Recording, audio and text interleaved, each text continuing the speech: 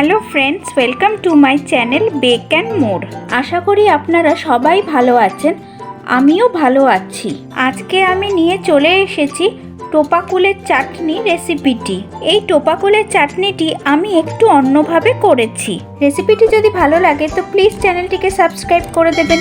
পাশে থাকা bell আইকনটিও please press করে নেবেন, যাতে আমি যখন নতুন ভিডিও আপলোড করব তার নোটিফিকেশন আপনাদের কাছে খুব সহজেই পৌঁছে যাবে। তো চলুন দেখে নিই আমি কিভাবে ভিন্ন স্বাদের এই টোপা কুলের চাটনিটি বানিয়েছি। প্রথমে এখানে আমি 250 গ্রাম টোপা কুল নিয়েছি।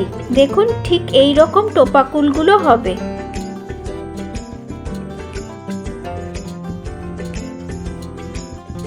এবার আমি এর বোটাগুলো ছাড়িয়ে নিচ্ছি।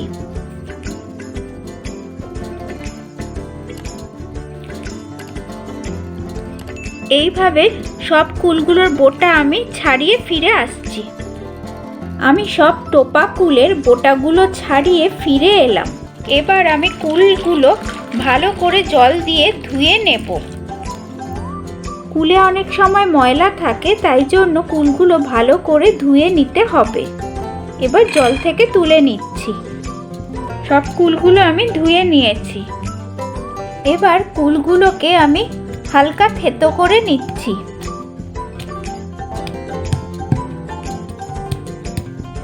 এইভাবে সব কুলগুলো আমি থেতো করে নিয়েছি।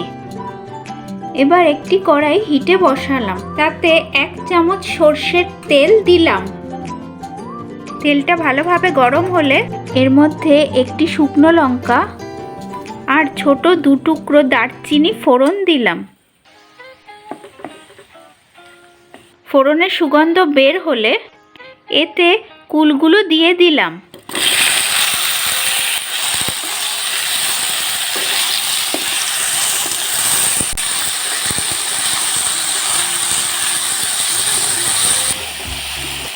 কুলগুলো কিছুক্ষণ নাড়াচাড়া করে এর মধ্যে 100 গ্রাম চিনি দিয়ে দিলাম।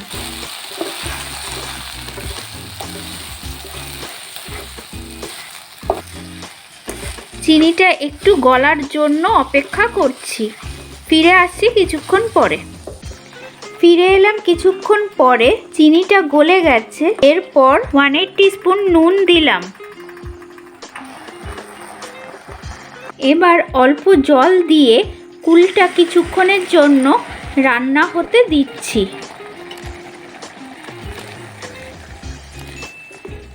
ফিরে আসছি কিছুক্ষণ পরে। আমি আরও 100 গ্রাম চিনি দিয়ে দিলাম। কুলের টক অনুযায়ী আপনারা মিষ্টত্ব দেবেন। আরও কিছুক্ষণ রান্না করে আমি ফিরে আসছি।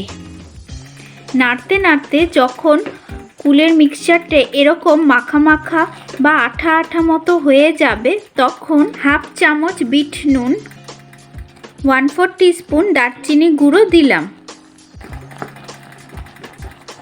সবটা ভালো করে মিশিয়ে নিলাম। টোপা কুলের চাটনি আমার রেডি হয়ে গেছে। এবার এটা আমি পরিবেশন করে দেখাচ্ছি। আমি টোপা কুলের চাটনিটি পরিবেশন করে দিয়েছি।